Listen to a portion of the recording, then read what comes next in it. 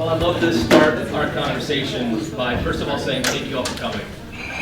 This was an idea that was kind of created from about 5 years ago. So I've been a part of the Chamber's Hype program for the past couple years. We started in 2012. I was introduced as part of the first class to the RVA Leadership Lab. And that's how I met Tom Epperson. What I learned through that process was this values-based leadership program. I really felt it was a valuable piece of my development as a leader. It helped me understand who I am, how to view me, and how I can be a better leader. Well, then fast forward to the campaign season, and Tom Epperson, Chamber of Commerce, hosted many of the candidates for office to have a governing 804 conversation to apply that same learning in the conversation with political leaders. What does it mean to be a political leader in the region and the city, on school board, mayor, and city council level? And how do we take our leadership values and use that together as a team? Because we are going to be hopefully a team of 10, making a decision on what we do, moving our city forward. And I really value that conversation we had in the same room back last September. Well, then after the election, one of the things that came up was, can we continue this? Can we do a more structured conversation in the same dialogue? And now with the results of with Mayor LeVar Stoney winning, with this message of this OneRichmond, I thought we could have a great conversation led by Tom Epperson to have that values-based leadership understanding of his facilitated experience to drive a conversation amongst all of us. So I invited all of you to come to have the ability of sharing what you think OneRichmond means to you, whether it be personally, working in City Hall, being a council person of a district, or citywide as a whole. So without further ado, I'll introduce you to Tom Epperson to take away the conversation. Thank you, Tom. So good afternoon, everybody. Number one, I want to thank Councilman Addison as well as the Chamber for allowing us to have this conversation today. Our hope is to have a really engaging conversation, to have a dialogue, and actually talk about some of the things that you guys face every day. I'm going to talk a little bit about what's important to you as formal leaders of the city.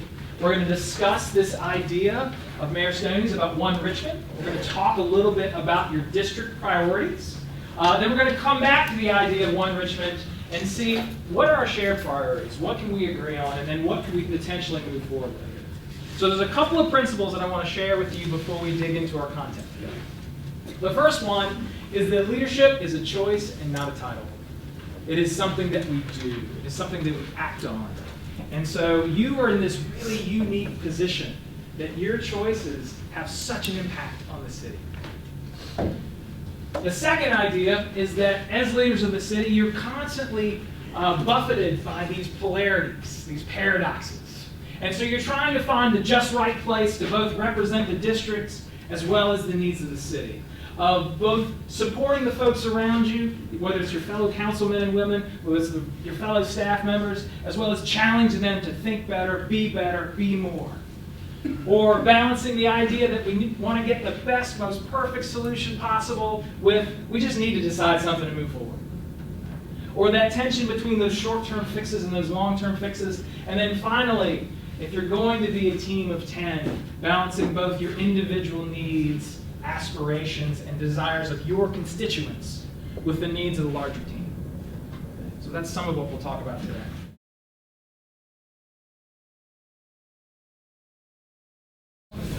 We collectively shared the same thing of having a collective concern for others. We want to see, as LeVar put it, we're our brother's keeper.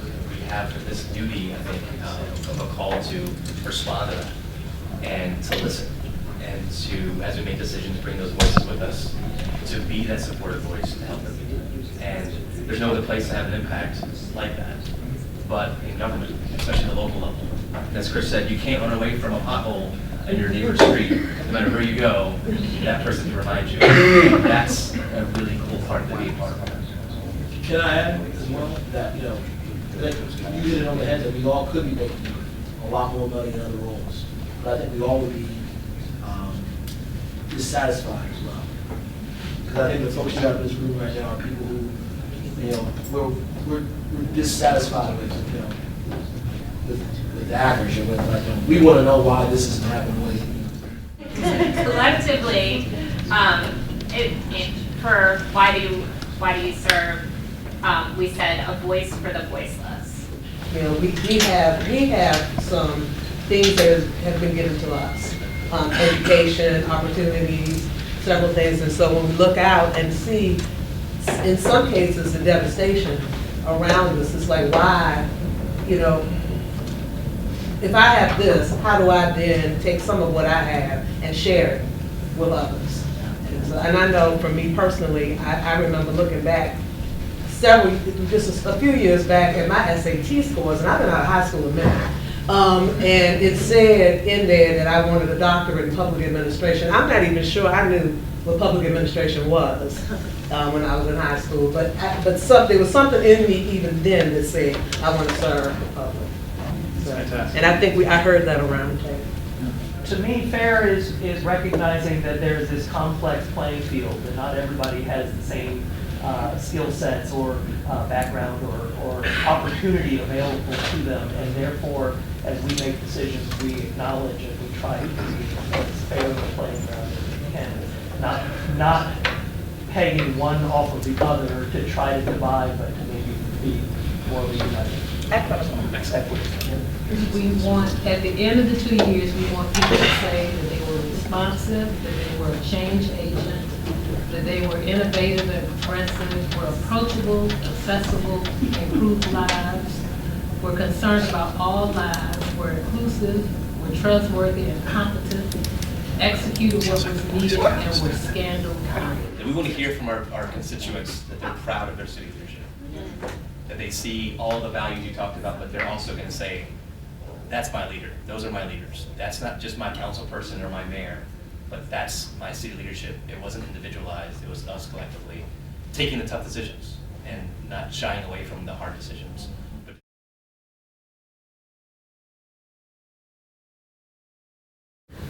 Well, it's a place that is finally starting to learn from its past and grapple with it and how we're going to make the future better for everybody that lives here.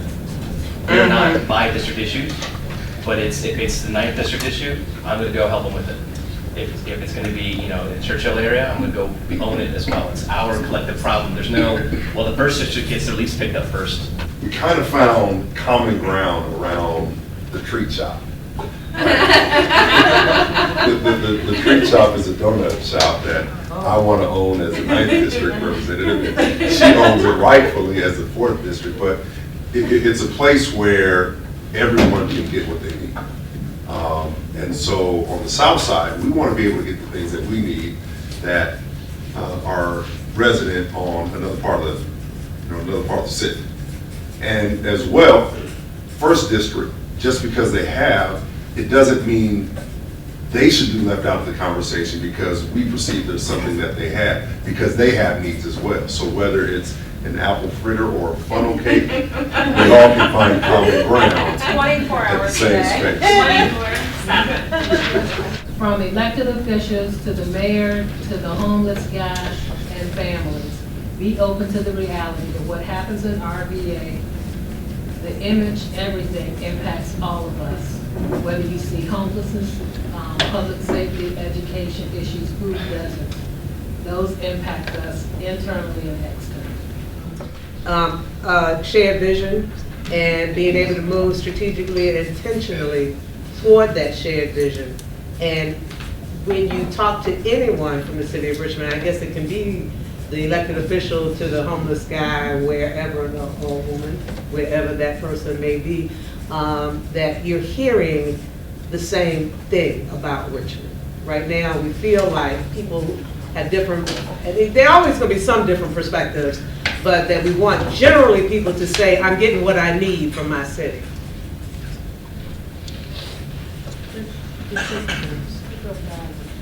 Yeah, that everyone is valued. Every citizen deserves a sustainable and high quality of life, regardless of race, class, gender, or sexual orientation.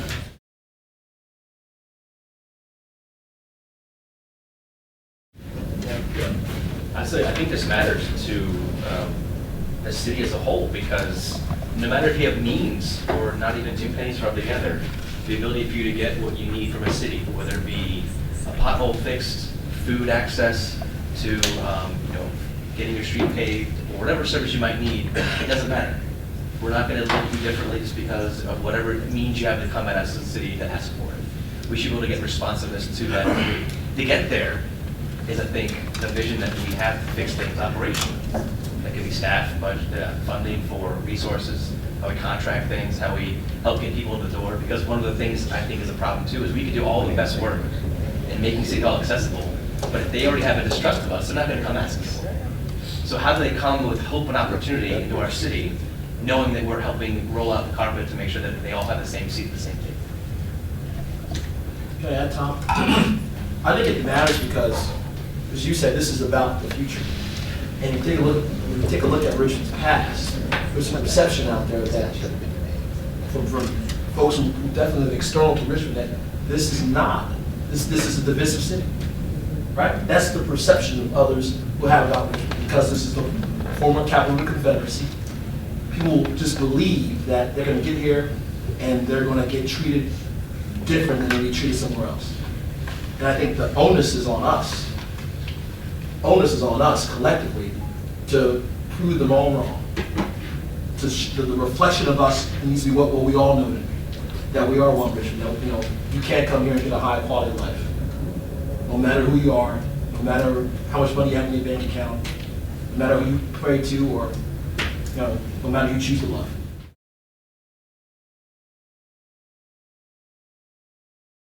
So we just kind of worked through how we talked about it, and we felt like clean and safe neighborhoods talks about services, which we all felt was an issue, and safe, obviously public safety, strong schools. We all want strong schools in our districts and everywhere, and efficient and effective government. That means taking the money we have now, spending it wisely, being transparent, so that our constituents have confidence in their government.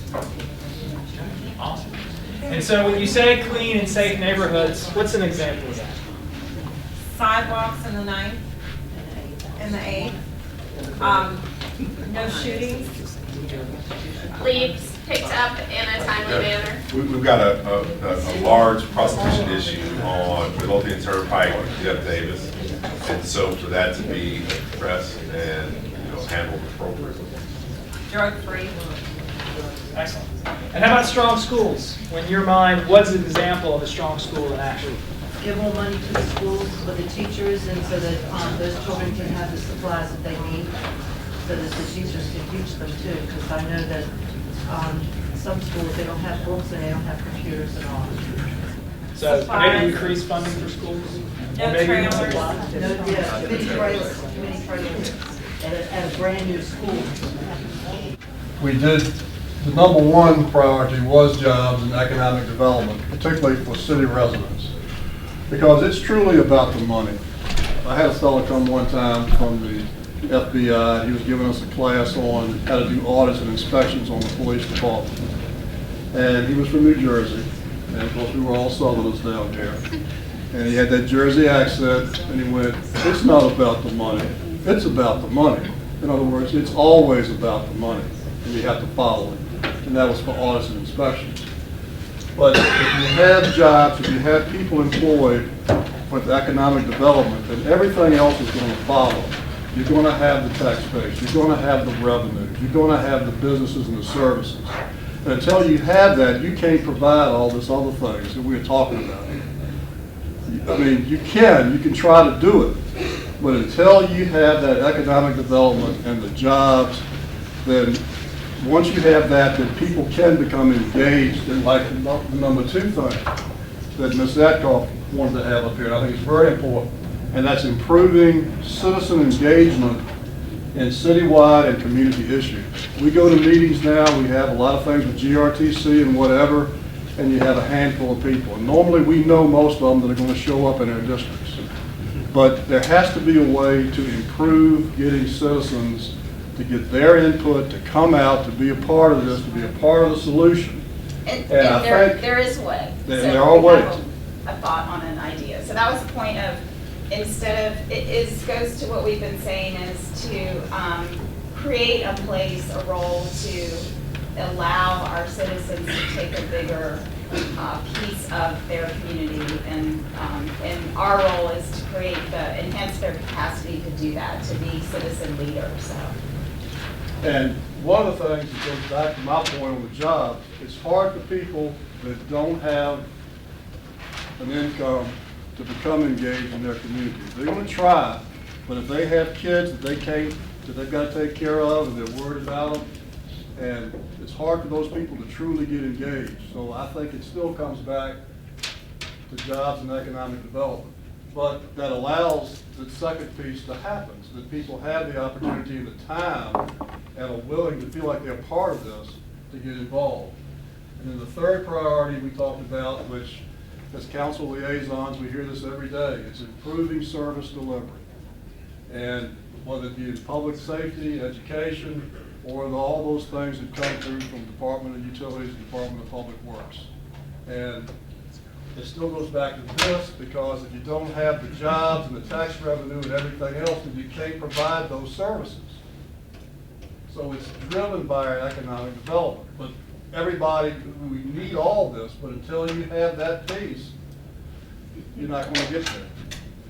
The three priorities are allocation of resources, insightful funding, and efficiency of operations.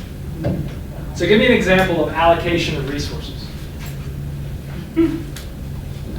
Allocating resources according to the way the budget is set up, and the same conversation that we had earlier about trying to make sure that it's distributed throughout the city according to need, and the same sort of line there as for the insightful funding. Just being inclusive is our own. Okay. So what would be an example in your mind of insightful funding? Well, we talked about trying to look at the resources that may be available to think outside the box a bit. We talked a bit about how we all know that there are various needs with Richmond Public Schools, and that we have sometimes at our disposal people who can fill a void, but you wouldn't normally think about utilizing those specific resources. For example, we talked about if there's a need in Richmond Public Schools in terms of helping with reading or maybe running a math lab, we have employees who are skilled in that area. Can you put together a program which uses them as volunteers? If we know that parents, for various reasons, have different challenges with being a member of the PTA, or maybe going into the school, how can we as employees fill that void? So those are some of the, I guess, different ways to think about resources, insightful funding. If we know, I shared with the group, for example, my kid was in Chesterfield County, and I volunteered in the school. But if you know that's not happening because people can't come to the PTA if their lights are on, if they don't have food. But we as employees, we're not struggling with that. Can we maybe give an hour a day, a week? Would you allow us to do that? So thinking outside the box, utilizing what you have. Excellent. So how about the third piece? Just looking at our operations, thinking about just because we've done something the same way forever, is it time to reassess the way that we're running operations, to think differently about what we're doing. And trying to avoid errors and have a more efficient and effective operations with someone else. And I think we also talked about just not, when we are assessing operations, to not take it personally. Right. To be open to, you know what, maybe there is a better way for us to look at what we're doing. So to just be engaged in that process. But I think we have a lot of resources in the city that maybe we just haven't tapped into. So how about the group back here? That one? And these three priorities. So that was a conversation we had at our table. We thought that the top three were pretty basic in terms of what we both agreed on. For the third and the first district was public safety is of course a key priority. Safety in terms of access to police officers, fire coverage, etc. We also saw improving education was a consistent metric needed across both districts as well. And of course, core city services being delivered in a way that is equitable and accessible. The black hole of government that you always hear about sometimes doesn't exist anymore. You're able to get good services at when at capacity. But one of the things you saw was that there's a 0.1.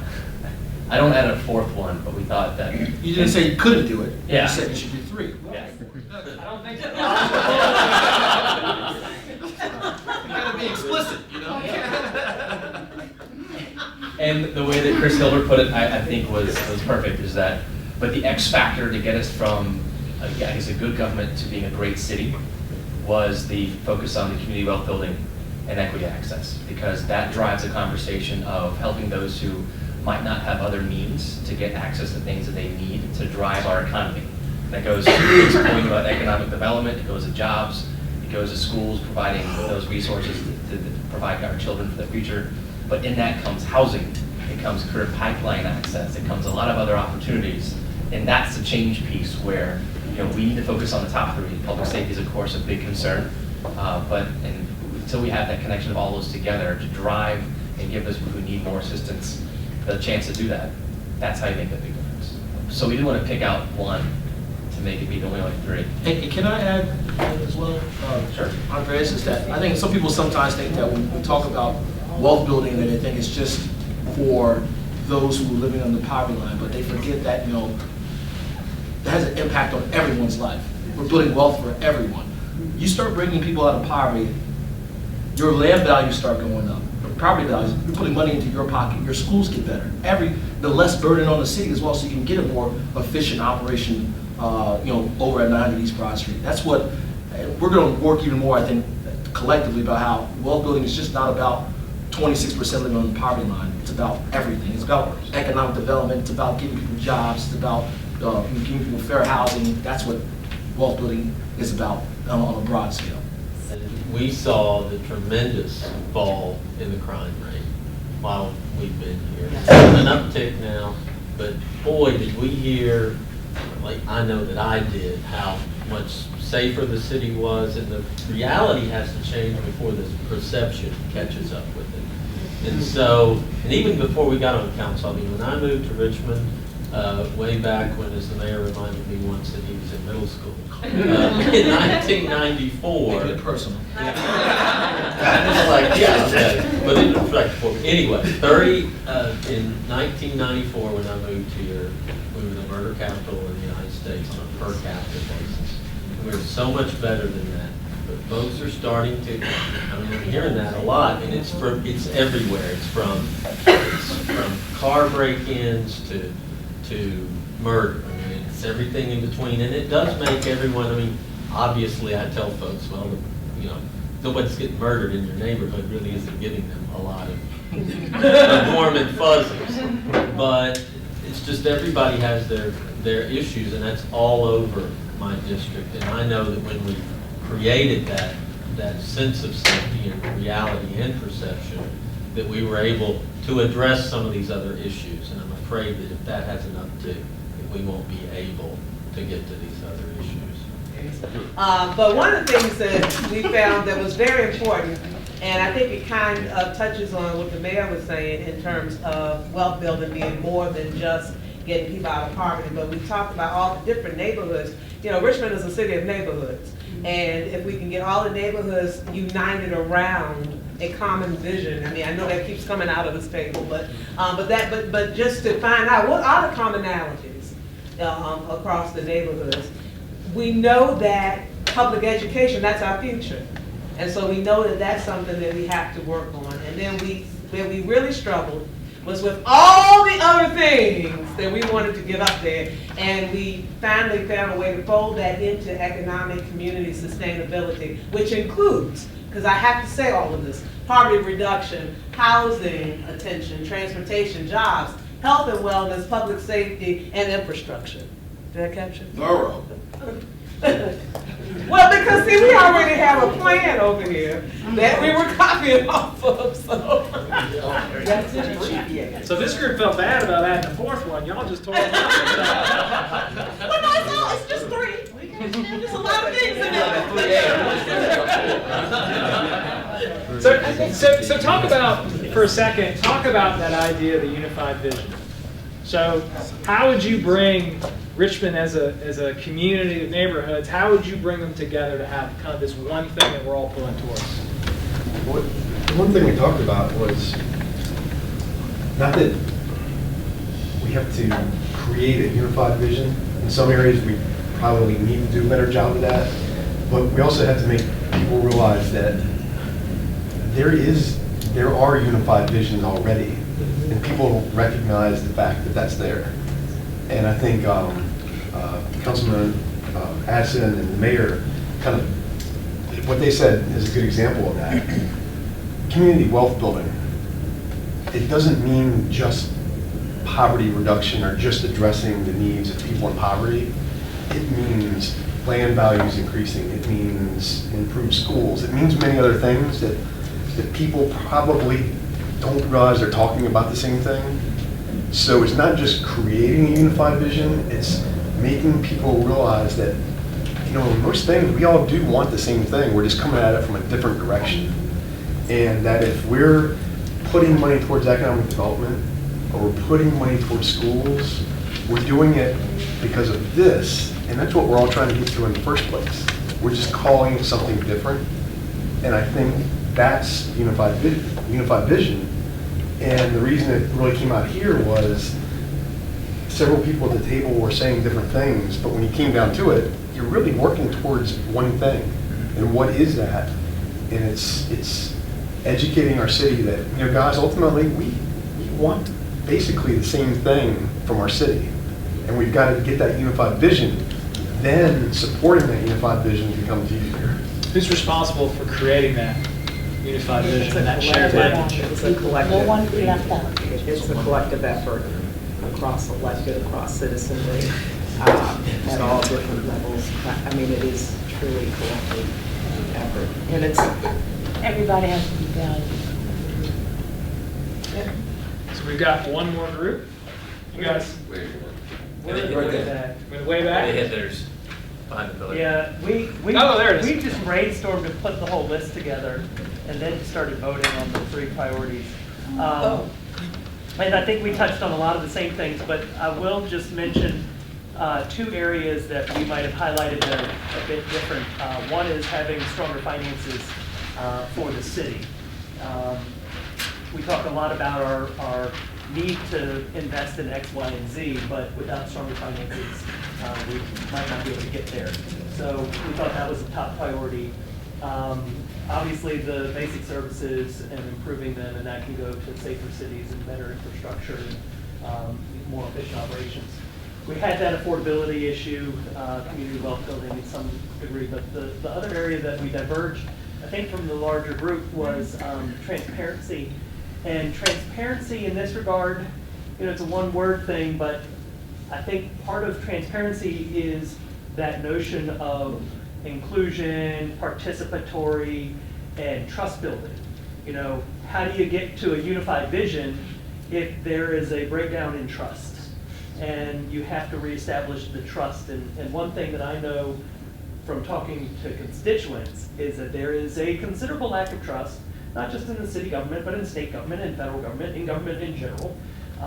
And there's an analysis that Stephen Covey did called the dividend of public trust when you are a government trying to move initiatives forward. If you don't have that public trust, everything is going to go over budget and it's going to take longer to complete, because that whole process, every step of the way, you're going to be faced with some public opposition because they don't believe you're going to do what you say you are going to do. That is true for every organization that I've ever done any work for. So talk a little bit about this idea of stronger finances for a second. Like, what is that inclusive of in your mind? I think it talks about making sure that our the fee structures that we have in place are correct, that the collections in our finance department are accurate, and that we don't have people who are literally just sitting on properties for 40 years and never paying a single dime of taxes. I think it means looking at our debt policies and building our bond rating, all of them. you know, and in some ways, making sure that the departments who rely on the city's finance department are in fact getting the services that they need, and that we don't have delayed CAFRs, and that we get accurate reporting, etc.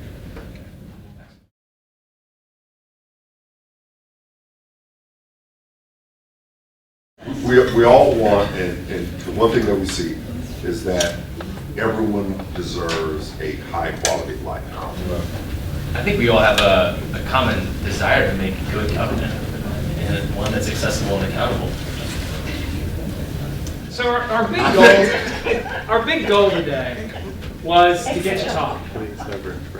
To get you to talk a little bit about what's important to you, to talk about why you're here, to talk about what you believe our priorities should be, and to start laying the groundwork for you to come together.